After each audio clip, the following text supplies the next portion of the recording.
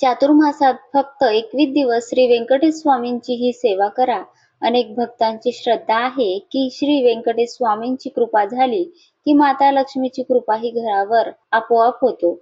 घरातील पैशाच्या अडचणी कमी व्हाव्यात, कर्जातून मार्ग निघावा, पतीची प्रगती व्हावी आणि घरात सुख समृद्धी यावी म्हणून अनेक जण ही सेवा श्रद्धेने करतात. चला जाणून घेऊया ही संपूर्ण सेवा. चातुर्मास हा श्री विष्णूंच्या उपासनेचा सर्वात पवित्र काळ मानला जातो. या दिवसात जप, पूजा, दान आणि स्तोत्र पठण केल्यास त्याचे विशेष पुण्य मिळते, अशी अनेक भक्तांची श्रद्धा आहे. श्री व्यंकटेश स्वामी हे श्री विष्णूचेच रूप आहे. माता लक्ष्मी नेहमी श्री विष्णू सोबत असतात, म्हणून आधी श्री व्यंकटेश स्वामींना प्रसन्न करा, मग माता लक्ष्मीची कृपा आपल्या घरावर होतो. म्हणजे नारायण सोबत लक्ष्मी आपल्या घरी येतोच. म्हणून चातुर्मासात अनेक भक्त 21 दिवस श्री व्यंकटेश स्तोत्राचे अनुष्ठान करतात. ही सेवा स्त्री, पुरुष, तरुण, वृद्ध, विवाहित, अविवाहित, गृहिणी, नोकरी करणारे किंवा व्यवसाय करणारे, छोटे मुलं सुद्धा ही सेवा करू शकतात. कोणीही करू शकतात. पहिल्या दिवशी घरातील देवघर स्वच्छ करा. एक चौरंग किंवा पाट ठेवावा, त्यावर पिवळे कापड अंथरावे. त्यानंतर श्री व्यंकटेश स्वामी, श्री विष्णू किंवा बालकृष्ण यांचा फोटो किंवा मूर्ती ठेवावी. तुपाचा दिवा लावावा. तुळशीचे पाने, फुले अर्पण करावी. नैवेद्य अर्पण करावा. नैवेद्यामध्ये खडीसाखर, साखर जरी ठेवली तरी चालेल. यानंतर हात जोडून संकल्प करावा. श्री व्यंकटेश स्वामी, मी चातुर्मासात श्रद्धेने 21 दिवस श्री व्यंकटेश स्तोत्राचे अनुष्ठान करत आहे. माझी ही सेवा पूर्ण होऊ द्या. माझ्या घरावर तुमची कृपा राहू द्या. माझ्या घरातील अडचणी दूर करा. माता लक्ष्मीची कृपा आमच्या घरावर कायम राहू द्या.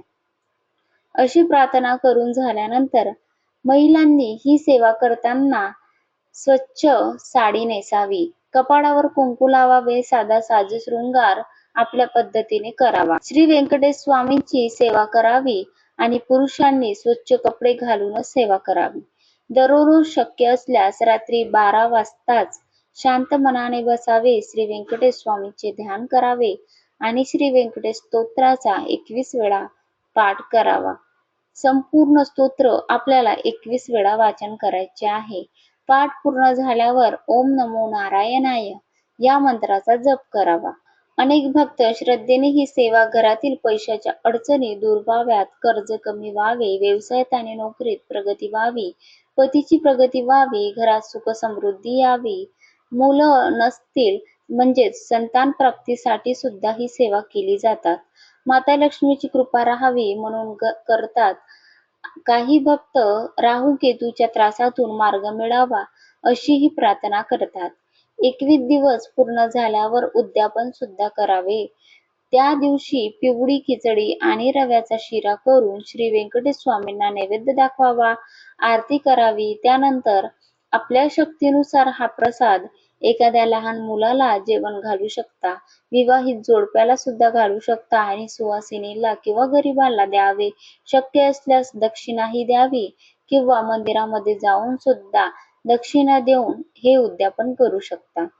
शेवटी हात जोडून एवढीच प्रार्थना करावी, हे श्री व्यंकटेश स्वामी, माझ्या घरात सुख, शांती आणि भरभराट राहू द्या. माता लक्ष्मीची कृपा आमच्या घरावर कायम राहू द्या. माझ्या पतीला प्रगती मिळू द्या. माझ्या मुलांना चांगले भविष्य द्या.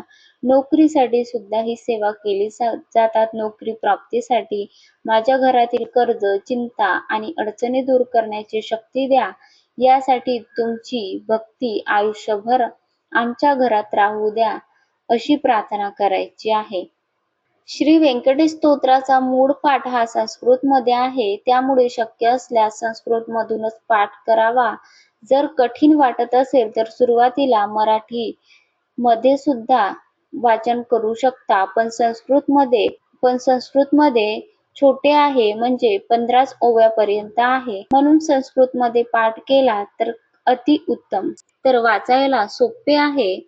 तसंच महत्त्वाची सूचना म्हणजे ही सेवा करताना वेळेचे विशेष महत्त्व मानले जाते. शक्य असल्यास रात्री बरोबर 12 वाजता श्री व्यंकटेश स्तोत्राचा पाठ सुरू करा.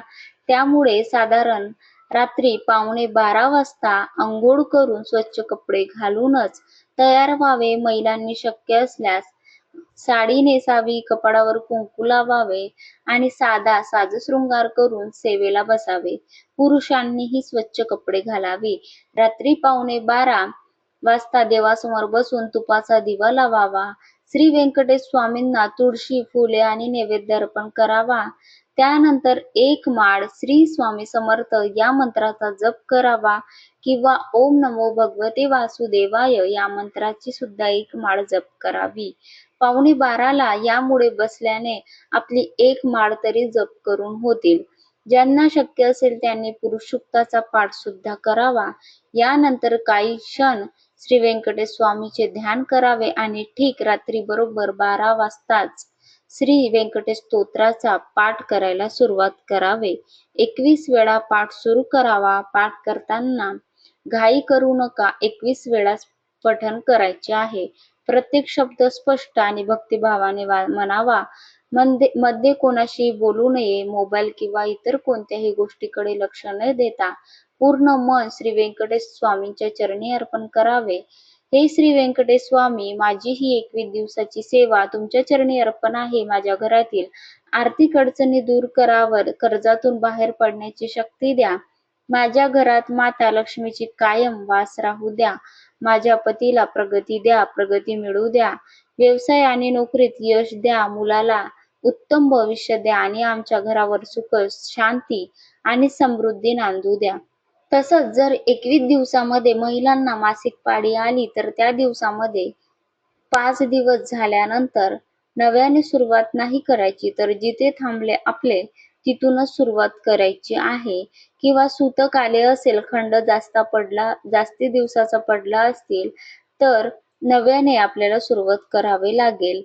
ही सेवा 21 दिवस पूर्ण श्रद्धेने आणि नियमाने करावी. या 21 दिवसात मांसाहार पूर्णपणे बंद ठेवावा आणि शक्य असल्यास सात्विकच आहार घ्यावा.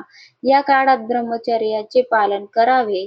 तसेच खोटू बोलू नये, कोणाचाही अपमान करू नये, राग, भांडण, मत्सर, वाईट सवयीपासून दूर राहावे आणि दररोज मन शांत ठेवून श्री व्यंकटेश स्वामीचे नामस्मरण करावे आणि शक्य असल्यास एखाद्या गरजू व्यक्तीला मदत नक्की करावी, म्हणजेच अन्नदान करावे. गोविंदा श्री गोविंदा व्यंकटरमणा गोविंदा. ही माहिती आवडली असेल, उपयुक्त वाटली असेल तर नक्कीच एक लाईक करा. श्री स्वामी समर्थ.